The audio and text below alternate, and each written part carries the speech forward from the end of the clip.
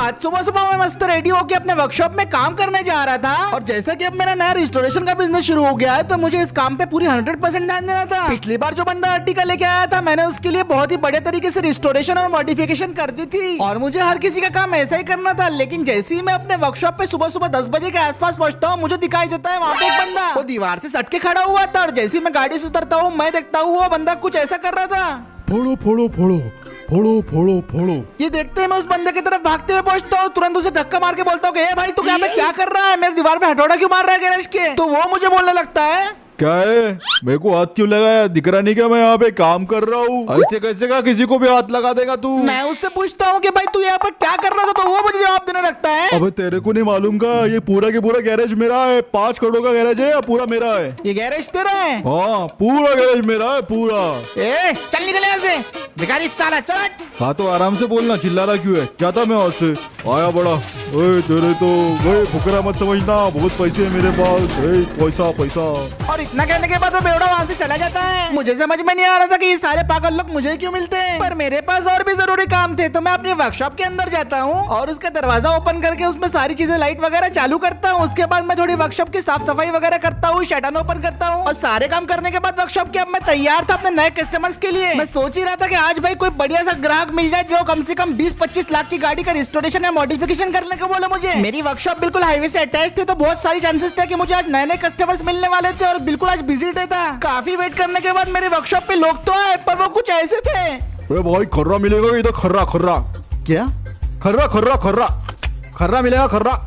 अरे भैया ये पानटेला नहीं है, मेरे ऑटो रिपेयर के वर्कशॉप पे आगे जाओ आप। ए भाई जिम का एडमिशन चालू है तो बता दे भाई, मेरे को भी एडमिशन करवाना है। अरे भाई ये वर्कशॉप है। अरे बेटा यहाँ बवासीर का इलाज होता है क्या, जरा पीछे जाके देख लो, मैं अपने हाथ नहीं खोल पा रहा, शायद पीछे फोड़ा भी आ गया है। अरे अंकल दवाखाना यहाँ से 2 किलोमीटर दूर है, वहाँ पे जाओ। भाई भाई भाई भाई लैट्रिन की गोली दो, जल्दी लैट्रिन की गोली दो। भाई देखो कौन से एंगल से मेडिकल दिख रही है। अरे भाई माल है क्या, माल माल, अरे वो वाला माल माल माल माल, हीरोइन हीरोइन। अरे भाई क्या मैं देखो ड्रग का दलाल दिख रहा हूँ, चल निकल जाए यहाँ से। ये बॉय इनके पास कभी माल ही नहीं रहता रे। अरे बेटी पुष्पा शादी हो गई तुम्हारी। ये वाले अंकल तो शायद पागल खाने से भाग के आए थे, मैं उन्हें भी किसी तरह से भगा देता हूँ लेकिन मुझे समझ में नहीं आ रहा था कि मेरी दुकान में ऐसे ऐसे विभिन्न प्रकार के लोग क्यों आ रहे हैं। मेरा दिमाग अब पूरी तरीके से आउट हो गया था तो मैं फटाक से वर्कशॉप के बाहर आता हूँ और मैं वर्कशॉप पे चेक करता हूँ कि कहीं कुछ नाम में ऐसा तो नहीं लिखा जिसकी वजह से यहाँ पे अजीब अजीब तरीके के लोग आ रहे हैं जब से। और जब मैं चेक कर ही रहा था इतने में मुझे एक जोरदार बाइक की आवाज आती है और जैसे ही मैं पीछे मुड़ के देखता हूँ तो मैं देखता हूँ कि अरमान भाई एक 2014 वाली हायाबुसा लेके आए हैं और फिर वो बाइक से उतर के मुझे बोलते हैं कि अरे वाह तूने नई वर्कशॉप खोल ली। मैं उनसे पूछता हूँ कि भाई यहाँ कैसे आना हुआ, तो अरमान भाई मुझे बोलने लगते हैं एक्चुअली ना मुझे थोड़े कैश की जरूरत है, तेरे पास अगर कोई ग्राहक हो तो बता, मुझे 2014 वाली हायाबुसा सेल करनी है, काफी अर्जेंट है इसीलिए बोल रहा हूँ। अब मैं अरमान भाई को बोलता हूँ कि मेरे पास खुद ही ग्राहक नहीं है, मैं आपकी बाइक के लिए कहाँ से ग्राहक लेके आऊँ। चलो भाई कोई नहीं, ठीक है मैं जाता, दूसरा कस्टमर ढूंढना पड़ेगा शायद से। तभी मैं उन्हें रुकने को बोलता हूँ। मेरे दिमाग में ख्याल आ गया था अगर मैं इस गाड़ी को रिस्टोर करके बेचता हूँ तो मैं अच्छा खासा प्रॉफिट कमा सकता हूँ और यही ख्याल के चलते चलते मैं अरमान भाई से पूछने लगता हूँ कि भाई क्या आप हायाबुसा मेरे को बेच दोगे। अरमान भाई बोलता है कि हाँ भाई बिल्कुल मैं तेरे को बेच सकता हूँ। फिर उसके बाद मैं गाड़ी की कंडीशन थोड़ी सी चेक करता हूँ, कंडीशन देखने के बाद मैं अरमान भाई से गाड़ी का प्राइस पूछता हूँ। अरमान भाई इस गाड़ी के 6.5 लाख रुपए बोल रहे थे। प्राइस सुन के फिर हम दोनों ने थोड़ा नेगोशिएशन किया और उसके बाद हम दोनों फाइनल 5,50,000 पे एग्री हो गए। फिर उसके बाद मैंने 5,50,000 रुपए उन्हें पेटीएम कर दिए और फिर अरमान भाई ने मुझे गाड़ी के कागज और चाबी दे दी। अरमान भाई फिर वर्कशॉप से चले गए और उसके बाद ये 2014 मॉडल हायाबुसा अपनी हो गई थी। अब थोड़ी देर में इसका रिस्टोरेशन शुरू होने वाला था पर काम शुरू करने से पहले इसके टेस्ट ड्राइव लेनी जरूरी थी।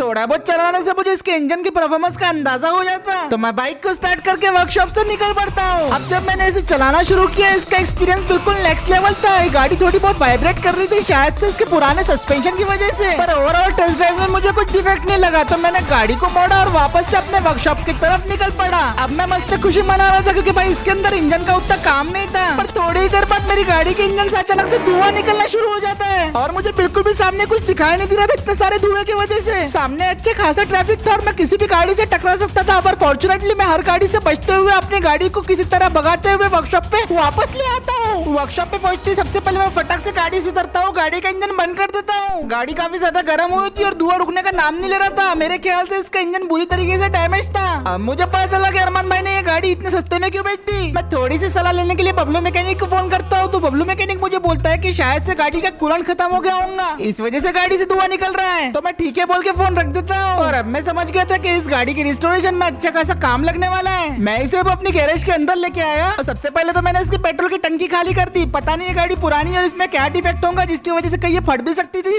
एक और मेन बात तो ये थी कि मैंने बाइक की रिस्टोरेशन आज से पहले कभी नहीं की थी। सामान तो मेरे पास रिस्टोरेशन के लिए पूरा था, पर बाइक को रिस्टोर करने का तरीका कार से थोड़ा तो अलग होता है, इसलिए यहाँ पे जरूरत थी थोड़ी सी रिसर्च की। अब मैं अपने कंप्यूटर पे जाके हायाबुसा के बारे में सारी की सारी इन्फॉर्मेशन कलेक्ट करना शुरू कर देता हूँ। उसके engine, chassis, body panel, wheel, disc brake और सारी चीजों के बारे में मैं इन्फॉर्मेशन निकाल देता हूँ। मैं उसके सारे ब्लूप्रिंट, सारे जनरेशन भी चेक करता हूँ। पुरानी और नई जनरेशन में क्या फर्क था, कितने सिलेंडर इंजन है, रिप्लेस किस तरीके से किए जाते हैं, ये सारी इन्फॉर्मेशन मैं पूरी रात बैठ के कंप्लीट कर लेता हूँ। और ये सब होने के बाद मैं ऑनलाइन इसकी जो जो पार्ट्स की मुझे जरूरत थी वो सारे के सारे पार्ट्स को मैं ऑर्डर कर देता हूँ। अब सारे पार्ट्स खरीदने में लगभग मुझे 4,72,000 रुपए का खर्चा आता है। अब सब चीजें ऑर्डर होने के बाद नेक्स्ट दिन इंतजार था डिलीवरी का। रात भर तो मैं वर्कशॉप में रुक गया था और फिर सुबह सुबह ट्रक जितना मैंने सामान मंगाया था वो सारा का सारा डिलीवर करने के लिए आ जाता है। पार्सल। इस पार्सल के अंदर वो सारी चीज थी जो हमारे हायाबुसा की रिस्टोरेशन में इस्तेमाल होने वाली थी। इसके बाद मैं डिलीवरी बॉय को थैंक यू बोलता हूँ और पेमेंट तो मैंने ऑनलाइन ही कर दी थी। तो फिर उसके बाद डिलीवरी बॉय वहाँ से चला जाता है। अब अपनी सारी काम की चीजें आ गई थी और बारी थी अब इन डब्बों को खोलने की। मैं थोड़ा सा काम स्टार्ट करने में नर्वस था क्योंकि मैं पहली बार किसी बाइक को रिस्टोर करने जा रहा था, लेकिन मैंने जो रिसर्च करी थी वो सारे मेरे दिमाग में थी और इस हायाबुसा का हुलिया मैं पूरी तरीके से बदल के रख देने वाला था, जिस पे मैं भी पिट गया था। सबसे पहला काम मैंने इसके इंजन को फिक्स करना शुरू किया। इसके इंजन में जो भी बेकार, जंग लगे और डिफेक्टिव पार्ट्स थे उन सारी चीजों को मैंने रिप्लेस कर दिया। वायरिंग का पूरा नया सेट डाला क्योंकि वो भी पूरी तरीके से बेकार हो चुकी थी। जब लगा कि इंजन का काम पूरा हो गया है तो फिर इंजन को टेस्ट करने लगा। मैंने गाड़ी को स्टार्ट कर दिया और मैं उसकी आवाज सुन के ये चेक कर रहा था कहीं कहीं खड़खड़ की आवाज तो नहीं आ रही, कहीं कुछ आवाज तो नहीं आ रही, पर आवाज एकदम परफेक्ट थी।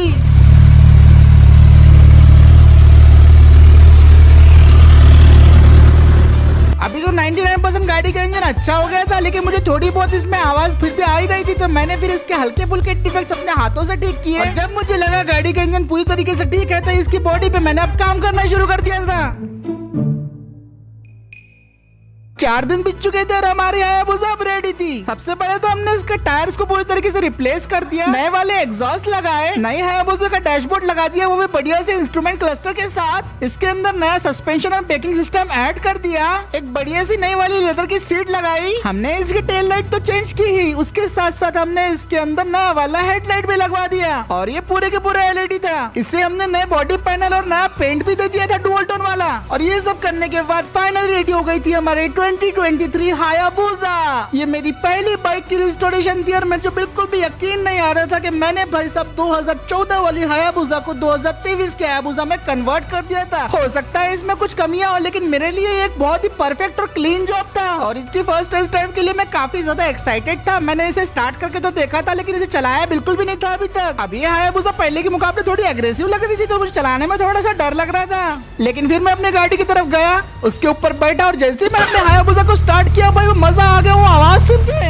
मैंने फुल रेस देते हुए अपनी गाड़ी को वर्कशॉप से निकाल लिया और अब मैं इसकी फुल रफ्तार से टेस्ट ड्राइव लिए जा रहा था। ये हायाबुसा चलने में काफी ज्यादा जबरदस्त थी। मैंने इसकी हैंडलिंग और कंफर्ट को खास तौर पे ट्यून किया था, जिसकी वजह से चलाने में बहुत ज्यादा स्मूथ महसूस हो रही थी। इंजन बिल्कुल स्मूथ हो गया था, कोई खड़खड़ की आवाज नहीं आ रही थी। और इसका लुक वैसे आपको कैसे लगा दोस्तों, ये कमेंट सेक्शन में आपको जरूर बताना है। इसको फिर मैंने और ज्यादा एक्सेलरेट देना शुरू कर दिया। लिटरली ये बाइक ने 150 प्लस स्पीड क्रॉस कर ली थी और ऐसा लग रहा था अभी भी इसके लिए की मामूली बात हो।